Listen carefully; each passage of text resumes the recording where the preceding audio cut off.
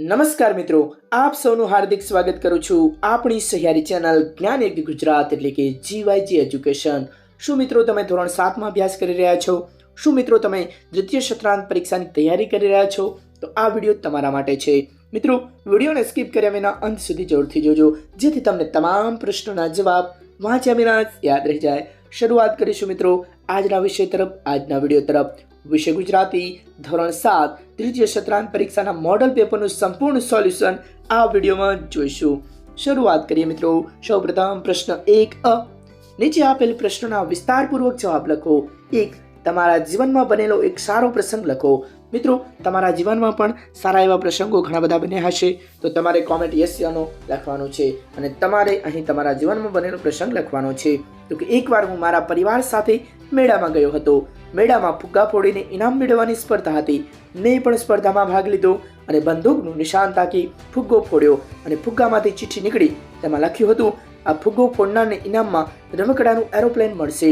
તો રમતવાળા ભાઈએ મને એરોપ્લેન આપ્યું અને હું ખૂબ જ ખુશ થયો। મેળામાંથી ઘરે આવીને આ વાત મેં મારા બધા જ મિત્રોને કહી। આગળ છે પ્રશ્ન 2, તમને કયું પ્રાણી સૌથી વધુ ગમે છે? શા માટે? જવાબ છે, મને સસલું ખૂબ જ ગમે છે। સસલું સુઘડ, સુવાળું અને રમતિયાળ હોય છે। સસલાની રૂંવાટી એકદમ સરસ, પોચી અને મુલાયમ હોય છે। તેનો સ્પર્શ કરવાનો ખૂબ જ મને ગમે છે। સસલાનો સફેદ રંગ પણ ખૂબ જ આકર્ષક લાગે છે। સસલાની આંખો પણ મને ખૂબ જ ગમે છે, માટે સસલું મને ખૂબ જ ગમે છે।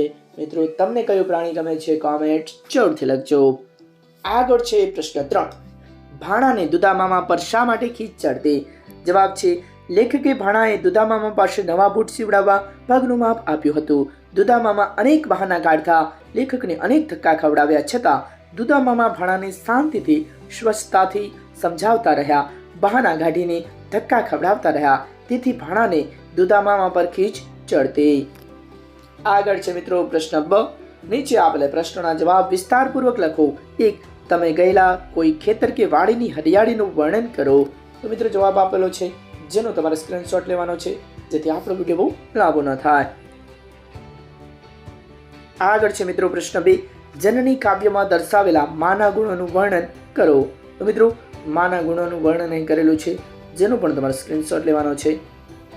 આગળ છે મિત્રો નવા પ્રશ્ન તરફ। પ્રશ્ન 2 નીચેના પ્રશ્નોના જવાબ ટૂંકમાં લખો। 1. તમારા શહેરના જોવાલાયક સ્થળોના નામ લખો। જવાબ છે મિત્રો, અહીં તમે કયા શહેરમાં લખો છો એ પ્રમાણે તમારે લખવાના રહેશે। આગળ છે મિત્રો પ્રશ્ન 2, તમારા શહેરમાં કયા કયા અખબાર આવે છે? મિત્રો સમાચાર પત્ર કયા આવે છે? તો કે અમારા ગામમાં ગુજરાત સમાચાર, સંદેશ, દિવ્ય ભાસ્કર, જનસત્તા, નવયુગ સમાચાર, સમય, times of India, Indian express વગેરે અખબારો આવે છે। આગળ છે પ્રશ્ન 3, લેખકના મતે બૂટ પહેરવાના કયા કયા પ્રસંગો ગણી શકાય? જવાબ છે, લેખકના મતે આ પ્રસંગો બૂટ પહેરવા માટેના ગણી શકાય। સાતમ આઠમનો મેળો, તરણેતરનો મેળો, ગણેશોત્સવ, નવરાત્રી, લગ્નગાળો, શાળાના પ્રવાસો। આગળ છે મિત્રો પ્રશ્ન 4, સિંહ નદીના કાંઠે શા માટે બેસી રહ્યો? જવાબ છે, સિંહ ભૂખ્યો અને તરસ્યો નદીના પાણી સામે મીટ માંડીને 2-3 દિવસ સુધી બેસી રહ્યો, કારણ કે તે મગરને મારીને સિંહણના મૃત્યુનો બદલો લેવા માંગતો હતો। પ્રશ્ન 2, નીચેના પ્રશ્નોના જવાબ ટૂંકમાં લખો। જોઈએ 1, વૃદ્ધ માતાની આંખમાં આંસુ શા માટે આવ્યા? જવાબ છે, યુવાનને શેરડીનો રસ મીઠું લાગવાથી તેણે બીજી વાર રસની માંગણી કરી, ત્યારે વૃદ્ધાએ શરીરથી વારંવાર શેરડી કાપવાના પ્રયત્ન કર્યા, પરંતુ શેરડીમાંથી રસનું એક ટીમ્પું પણ ન નીકળ્યું, તેથી વૃદ્ધાને દુઃખ થયું। તેને વિચાર આવ્યો, ચોક્કસ પ્રભુ તેના પર કોપાયમાન થયો છે, નહીંતર આવું બને નહીં। આવો વિચાર આવતા વૃદ્ધાની આંખમાં આંસુ આવ્યા। પ્રશ્ન 2, કવિ નમેલી ડાળીઓ દ્વારા શું સૂચવે છે? જવાબ છે, કવિ નમેલી ડાળીઓ દ્વારા નમ્ર બનવાનું સૂચવે છે। વૃક્ષ પર ફળો આવે ત્યારે ડાળીઓ નમે છે, તેમ માણસે ધન સંપત્તિ, સત્તા કે કીર્તિ મળતા નમ્ર બનવું જોઈએ। પ્રશ્ન 3, તમારી શાળામાં જોવા મળતા વિવિધ છોડ અને વૃક્ષના નામ લખો।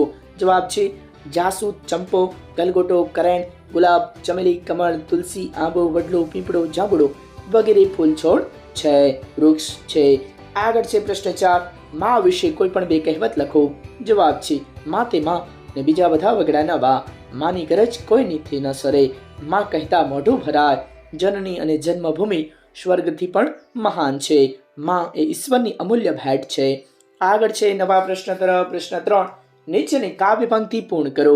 જોઈએ મિત્રો કાવ્ય પંક્તિ, પ્રભુનાએ પ્રેમ તણી પૂતળી રેલો, જગથી જુદેરી એની જાત રે, જનનીને જોડ શકી નહીં જડે રેલો, અમેની ભરેલી એની આંખડી રેલો, વહાલના ભરેલા એના વેણ રે, જનનીની જોડ શકી નહીં જડે રેલો.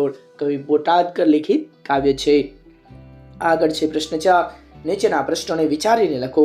1. તમે એક રમકડું ખરીદ્યું અને તમને દુકાનદારે વધુ પૈસા પરત કર્યા તો તમે શું કરશો? કેમ? જવાબ છે, જો દુકાનદાર વધુ પૈસા પરત કરે તો જેટલા પૈસા વધુ પરત કર્યા હશે તે પાછા આપી દઈશ, કારણ કે ખબર વગર અથવા ભૂલથી પણ કોઈના વધારે પૈસા લેવા એ ચોરી કરવા સમાન છે. આપણે હંમેશા જીવનમાં પ્રામાણિક રહેવું જોઈએ. ઈમાનદાર અને પ્રામાણિક વ્યક્તિઓ સમાજમાં હંમેશા ઊંચું સ્થાન પ્રાપ્ત કરે છે અને લોકો તેને માન સન્માનની નજરે જુએ છે. આગળ છે મિત્રો નવા પ્રશ્ન તરફ. પ્રશ્ન 5. નીચે આપેલા કોષ્ટક આધારિત પ્રશ્નોના જવાબ લખો. તો મિત્રો કોષ્ટક આપેલું છે જેના આધારે આપણે પ્રશ્નોના જવાબ આપવાના છે. મિત્રો એક બિલનું કોષ્ટક આપેલું છે જેમાં કશ્યપ પ્રોવિઝન સ્ટોર, એમાં બિલ નંબર છે, તારીખ છે, વિગત છે, ભાવ છે અને ગ્રાહકનું નામ પણ છે. તો મિત્રો જોઈએ પ્રશ્ન અને તેના જવાબ. મિત્રો આનો તમારે સ્ક્રીનશોટ લેવાનો છે જેથી આપણો વિડીયો બહુ લાંબો ન થાય. આગળ પણ મિત્રો પ્રશ્નો આપેલા છે.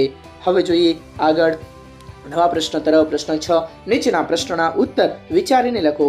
1. તમે દુકાનમાં બૂટ ખરીદવા જાઓ ત્યારે દુકાનદાર સાથે શું વાતચીત કરશો? જવાબ છે, જો હું બૂટ ખરીદવા જાઉં તો દુકાનદારને નીચેના પ્રશ્નો પૂછીશ. કઈ કઈ બ્રાન્ડના બૂટ છે, કઈ બ્રાન્ડના બૂટ સૌથી સારા આવે છે, ડિઝાઇન કેવી છે, પછી શૂઝ સ્પોર્ટ છે કે નહીં, બૂટની કિંમત કેટલી છે વગેરે તમે પ્રશ્નો પૂછી શકો છો. પ્રશ્ન 2. તમે પત્રકાર છો અને તમારે તમારા ગામના સરપંચને ઇન્ટરવ્યૂ લેવાનો છે તો તમે કયા કયા પ્રશ્નો પૂછીશ? તો જોઈએ મિત્રો કયા પ્રશ્નો પૂછીશું. તો કે ગામનો બજેટ કેટલા રૂપિયાનું છે, બજેટમાંથી કેટલો ખર્ચો કયા કયા કામ માટે કરવામાં આવ્યો છે, ગામમાં શિક્ષણના વિકાસ માટે શું શું કાર્ય થશે, આવા પ્રશ્નો પૂછી શકાય. પીવાના પાણી માટે શું વ્યવસ્થા છે, ગામના રોડ રસ્તા માટે કેટલો ખર્ચ થશે, સ્ટ્રીટ લાઇટ ક્યારે આવશે ગામમાં સિંચાઈ માટે કયા કયા કાર્યક્રમો હાથ ધરવામાં આવ્યા છે. આગળ છે મિત્રો પ્રશ્ન 3. તમે અને તમારા મિત્ર કોઈ પ્રાણી કે પક્ષીને ઘવાયેલું જુઓ તો શું કરશો? તે માટે તમે અને તમારા મિત્ર શું વાતચીત કરશો? જવાબ છે, જો કોઈ પ્રાણી કે પક્ષી ઘવાયેલું જોઈએ તો અમે તેના ઘા પર ઠંડુ પાણી રેડીશું અને ઘા સાફ કરી તેને બચાવવાનો પ્રયત્ન કરીશું. ત્યારબાદ તે પ્રાણી કે પક્ષીને પ્રાણીઓની હોસ્પિટલમાં લઈ જઈશું જ્યાં તેની સારવાર થઈ શકે.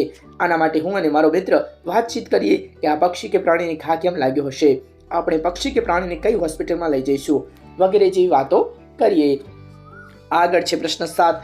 નીચે આપેલા વિષય પર 10 થી 12 વાક્યમાં નિબંધ લખો. નિબંધ આપેલો છે મિત્રો માતૃ પ્રેમ એટલે કે મિત્રો માનો પ્રેમ. તો કે એક સંસ્કારીમાં 100 શિક્ષકોની ગરજ સારે છે. મિત્રો જવાબ આપેલો છે, નિબંધ આપેલો છે જેનો તમારે સ્ક્રીનશોટ લેવાનો છે. આગળ છે મિત્રો જવાબ આપેલો છે આગળ પણ જેનો પણ તમારે સ્ક્રીનશોટ લેવાનો છે.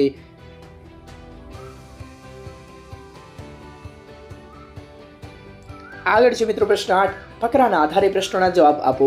મિત્રો પેરેગ્રાફ આપેલો છે જેના આધારે પ્રશ્નોના જવાબ આપેલા છે. હજારો વર્ષ પહેલાની એટલે કઈ વાત? તો કે આ 1000 વર્ષથી વધારે. જોઈએ પ્રશ્ન 2. બાળક બટુક ક્યારે કહેવાતો? જવાબ આપેલો છે. પ્રશ્ન 3 નો જવાબ આપેલો છે.